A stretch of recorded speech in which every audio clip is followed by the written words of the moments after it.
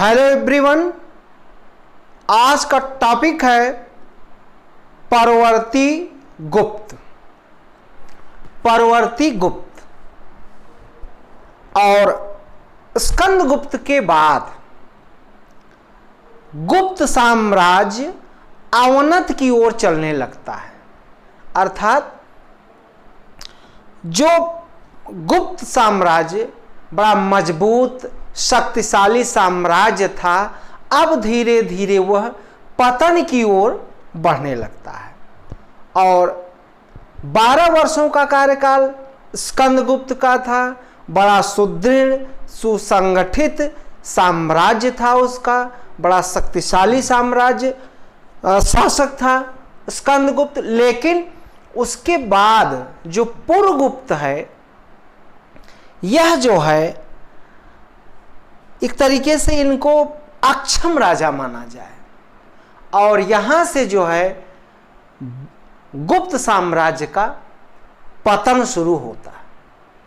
और यह भी ध्यान दे लें कि जो बौद्ध धर्म, जो गुप्त साम्राज्य के शासक थे, वह वैष्णव धर्म के अनुयायी थे। महाराजाधिराज, परम भागवत, परमेश्वर, परम भट्टारक, इस तरीके की बड़ी बड़ी विभूतियों से अलंकृत करते थे अपने आप को। इस तरीके की पदवी जो है वो धारण करते थे, अपने को विभूषित करते थे। और यहाँ जब हम देखते हैं कि ये जो परवर्ती गुप्त हैं, यह वैष्णव धर्म को छोड़ देते हैं और कौन सा धर्म अपनाते हैं? बौद्ध धर्म। और क्या अपना लेते हैं? बौद्ध धर्म। अब गुप्त साम्राज्य के पतन के एक कारण में यह भी आएगा, बौद्ध धर्म जो लोग ये लोग अपनाते हैं। और उसके बाद है बुधगुप्त। बुधगुप्त यह शासक है, और इसको जो है ह्वेन-त्सांग के अनुसार यह भी जो है बौद्ध धर्म का अनुयायी था, और इसने एक संघ को जो है बौद्धों का संघ, उसके लिए दान दिया था। उसके लिए दान दिया था। फिर लेंगे हम नरसिंह गुप्त बालादित्य। यह भी बौद्ध धर्म अपना लेता है। कौन सा धर्म? बौद्ध धर्म। और इसने मिहिर कुल को पराजित किया था। मिहिर कुल जो हूण था, जो तोरमार का पुत्र था, और इसको इसने पराजित किया था। लेकिन बाद में मिहिर कुल को इसने छोड़ दिया, उसका वध नहीं किया उसको, बल्कि छोड़ दिया।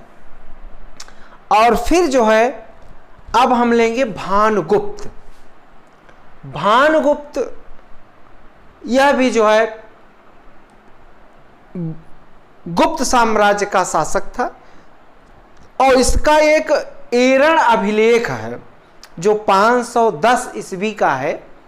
और इसमें जो है सबसे पहले जो है भारत में सती प्रथा का साक्ष्य मिलता है, तो वो यहीं भानुगुप्त के एरण अभिलेख से मिलता है।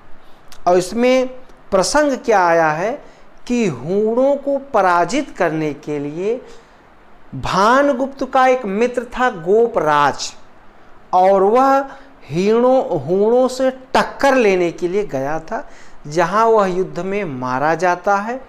और फिर उसकी पत्नी जो है वह आग में जल करके आग में अपने को भस्म कर लेती है। और यहाँ से जो है सती प्रथा, यहाँ पहला जो साक्ष्य आया है वो आया है सती प्रथा का।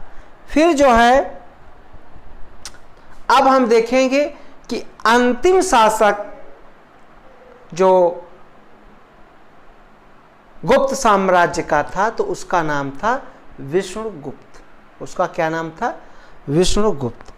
और जब गुप्त साम्राज्य समाप्त हो जाता है तब जो है भारत में तमाम छोटे छोटे राज्य उदय होते हैं और उसमें जो है वल्लभी में मैत्रकों का राज्य स्थापित होता है और पुष्यभूति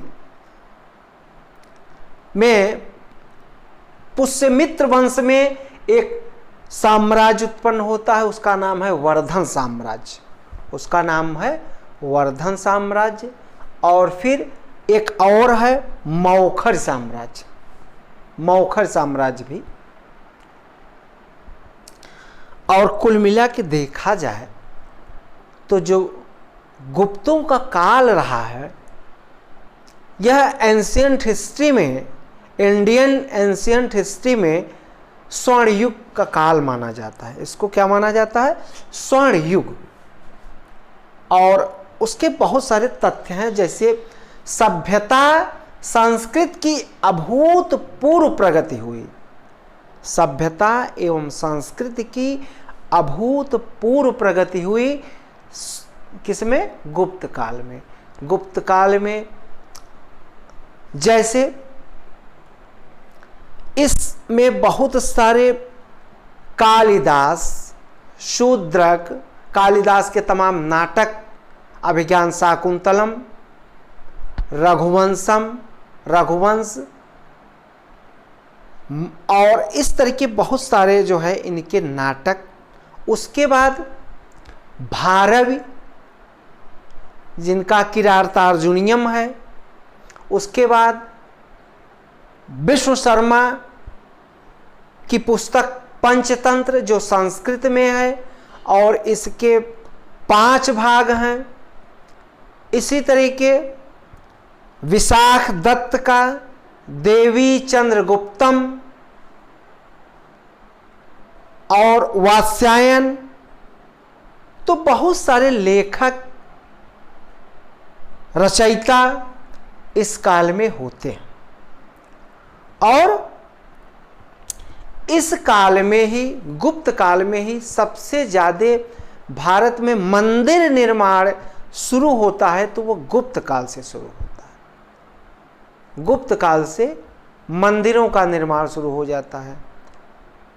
जैसे देवगढ़ का दशावतार मंदिर ललितपुर जिले में, तिगवा मंदिर मध्य प्रदेश में, इस तरीके भूमरा मंदिर, भूमरा का शिव मंदिर, नचना कुठार का पार्वती मंदिर, सिरपुर का लक्ष्मण मंदिर, इस तरीके बहुत सारे मंदिरों का निर्माण स्थापत्य की दृष्टि से गुप्त काल में होता है।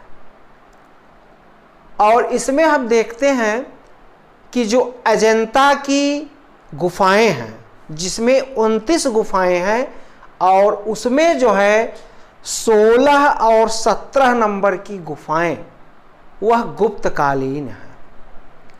वह क्या है? गुप्तकालीन। और 16 नंबर गुफा में जो है एक रानी, राजकुमारी का चित्र है जो प्राण त्याग रही है। इस तरह के 17 नंबर में एक चित्र है। तो यह अजंता की गुफाएं 16 और 17 नंबर की गुफाएं वह कब बनी? वह बनी हैं गुप्त काल में। फिर मध्य प्रदेश में एक बाघ की गुफाएं, वह भी जो है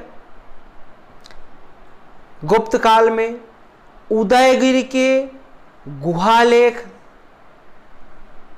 भीतरी अभिलेख, ताम्रपत्र, इस तरह के बहुत सारे जो है गुप्तों के काल में अभिलेख भी प्राप्त होते हैं, ताम्रपत्र प्राप्त होते हैं। और मंदिर, साहित्यिक तमाम जो है मैंने बताया, जैसे कालिदास, भारवी, विशाख दत्त, अमर सिंह का अमरकोश। अब जो है आगे हम देखते हैं कि इनका जो है गुप्त जो है यहाँ मंत्रिपरिषद भी, राज्य को चलाने के लिए मंत्रिपरिषद होती थी, और मंत्रिपरिषद को जो है वह नाम दिया गया अमात्य। जो मंत्री होते थे उनको क्या कहा जाता था? अमात्य।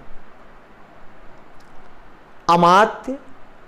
और फिर जो है उसमें तमाम अधिकारी, जैसे कुमारामात्य है, दंडपाशिक है, महासांध विग्रहिक है, इस तरीके बहुत सारे जो है उसमें पद होते हैं।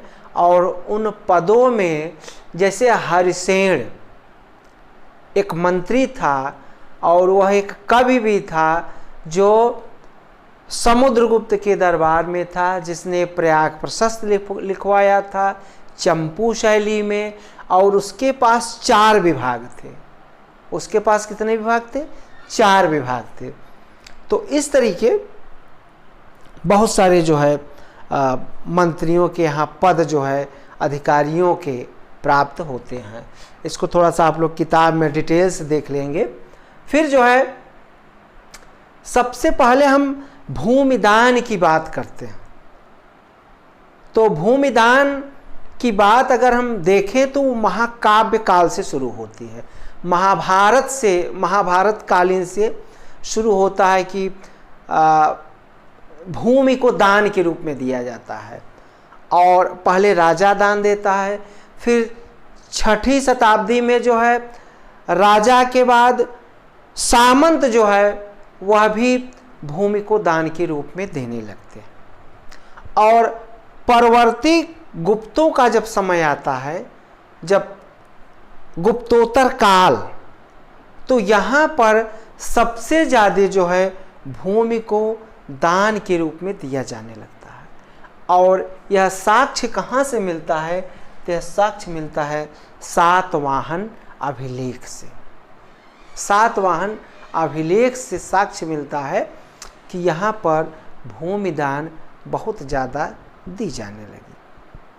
और जब भूमि दान के रूप में दी जाने लगी तो यहाँ से एक युग शुरू होता है धीरे धीरे सामंतवाद।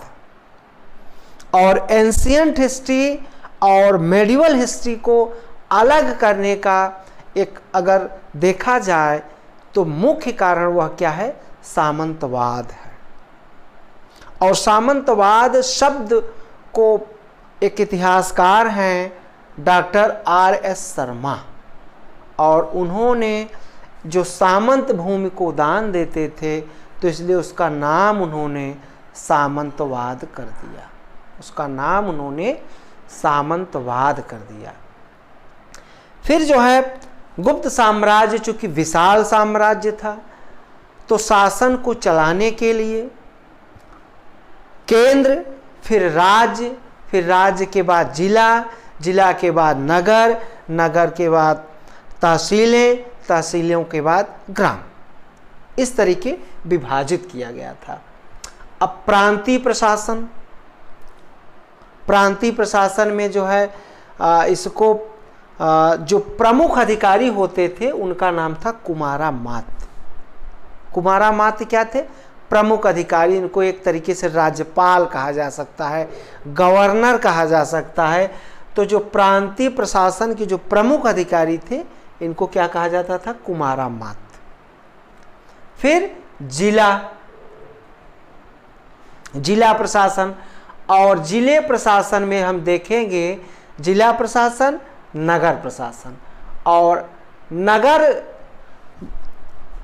यहाँ जो जिला देख रहे हैं तो उसके बाद नगर श्रेष्ठ। देखिए ये जिला जो है इस यही कई अधिकारी आपको प्राप्त होंगे। जैसे पहला होगा नगर श्रेष्ठ। नगर श्रेष्ठ इसका मतलब क्या हुआ? नगर के श्रेणियों का प्रधान। नगर श्रेष्ठी कौन था? नगर के श्रेणियों का प्रधान था। उसके बाद सार्थवाह। सार्थवाह यह कौन था? व्यापारियों का प्रधान था। सार्थवाह व्यापारियों का प्रधान। उसके बाद प्रथम कुलिक। प्रथम कुलिक कौन था? प्रधान शिल्पी था। प्रथम कुलिक प्रधान शिल्पी। और प्रथम कायस्थ कौन था? प्रथम कायस्थ किसको कहा जाता था? तो वह था मुख्य लेखक।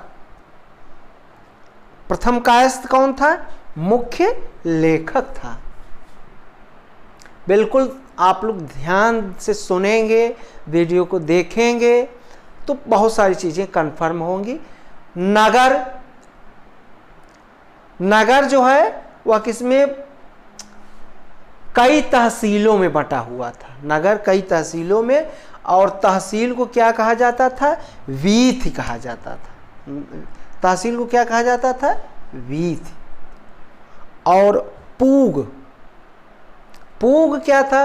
नगर में रहने वाली विभिन्न जातियों का समूह।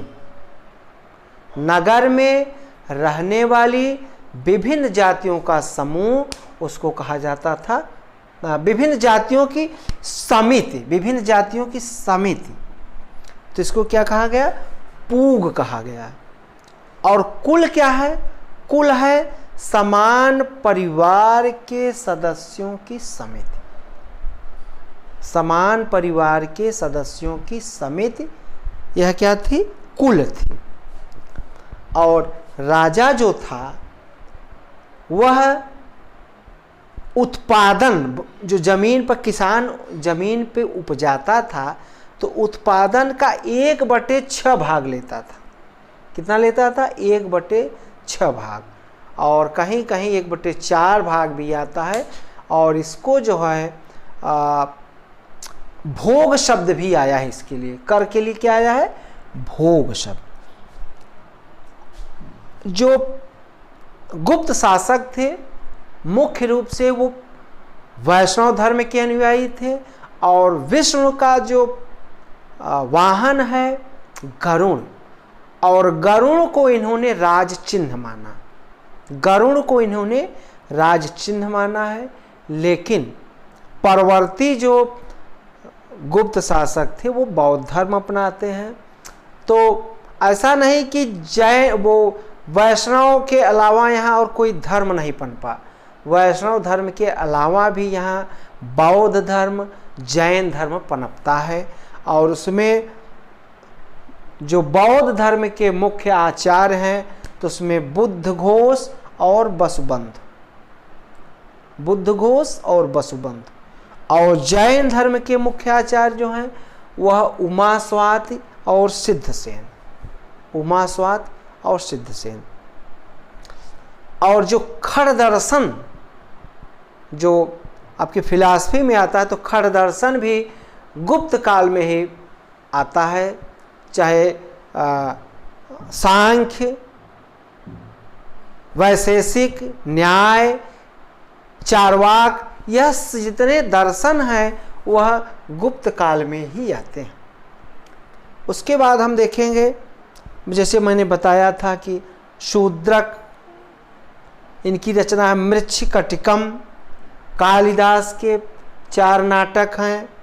अमर सिंह, अमर सिंह का अमरकोश, विशाख दत्त का देवी चंद्रगुप्तम, मुद्रा राक्षस, भारव क्या किरातार्जुनीयम, और बहुत सारे मंदिर यहाँ बनते हैं। मंदिरों में मैंने बताया तिगवा का विष्णु मंदिर, भूमरा का शिव मंदिर, नचना कुठार पार्वती मंदिर, देवगढ़ का दशावतार मंदिर, भीतरगांव का मंदिर, सिरपुर का लक्ष्मण मंदिर। और यहाँ याज्ञवल्क्य की स्मृति में सबसे पहले यहाँ कायस्थ जाति, कायस्थ शब्द आया। और कायस्थ मतलब लिखने पढ़ने वाली जात, जो हमारे इस क्षेत्र में लाला कहा जाता है। तो कायस्थ और ओसनस स्मृति जो है सबसे पहले जो है इनको जाति के रूप में ओसनस स्मृति में वर्णन है। और यहाँ पर बृहद संहिता, वराह मिहिर। वराह मिहिर ने जो है सामाजिक दशा के बारे में वर्णन किया है, जिसमें बताया है कि ब्राह्मण के लिए 5 घर, जो उसका मकान हो उसमें 5 कमरे हों, और क्षत्रिय के लिए 4 कमरे का मकान, वैश्य के लिए 3 कमरे का मकान और शूद्र के लिए 2 कमरे का मकान। सामाजिक दशा में अगर देखा जाए तो वर्ण व्यवस्था थी, हाँ, लेकिन बहुत रूढ़ नहीं था। यहाँ पर देखा जाए तो जो विवाह हैं उसमें अनुलोम विवाह और प्रतिलोम विवाह दोनों प्रचलित था। अनुलोम विवाह और प्रतिलोम विवाह दोनों प्रचलित था। ब्राह्मण क्षत्रिय वैश्य एक साथ खाना खाते थे, शूद्रों को मनाही थी। और न्याय दर्शन में भी जो है, न्याय की बात में किया जाए तो तुला न्याय, अग्नि न्याय, जल न्याय और विष न्याय। विष न्याय जो है शूद्रों के लिए था। यहाँ पर जो है स्त्रियों के लिए उपाध्याय और आचार्या यह शब्द आया है। तमाम जो है नारद स्मृति, इंद्र, वरुण, ये जो वैदिक कालीन देवता थे वही देवता गुप्त काल में भी थे। नारद स्मृति, याज्ञवल्क्य स्मृति, स्मृतियाँ भी बहुत सारी जो है गुप्त काल में लिखे गए। तो गुप्त काल में मंदिर बने, स्थापत्य के क्षेत्र में, सांस्कृतिक क्षेत्र में तमाम जो है कवि विद्वान यहाँ पैदा हुए, और गुप्तों का साम्राज्य विशाल था। तो इस तरीके से इन्होंने, इसीलिए इस काल को जो है स्वर्णयुग, स्वर्णकाल कहा जाता है।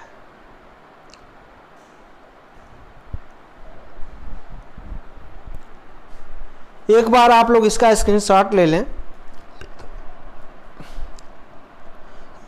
आप देखें जैसे अग्रहारिक, अग्रहारिक क्या था? तो यह था दान विभाग का अधिकारी। यह क्या था?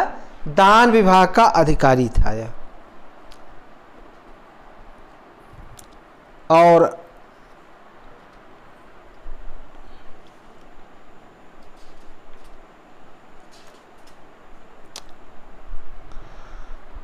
विभिन्न प्रकार की भूमियों का यहाँ वर्णन किया गया है। जैसे अर्धखिल, ये नारद स्मृति के अनुसार जो है विभिन्न प्रकार के यहाँ भूमि जो है उसमें आया है एक वर्णन की अर्धखिल, इसको जिस भूमि पर 1 वर्ष से खेती न की गई हो तो उसे क्या कहेंगे? अर्धखिल।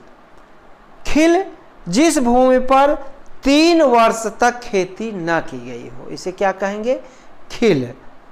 और वन, जिस भूमि पर 5 वर्ष तक खेती न की गई हो उसे वन कहा गया है। तो यह बहुत सारी चीज़ें हैं, और आज इतना ही। वीडियो को लाइक, सब्सक्राइब एवं शेयर करें। आप लोगों का बहुत बहुत धन्यवाद।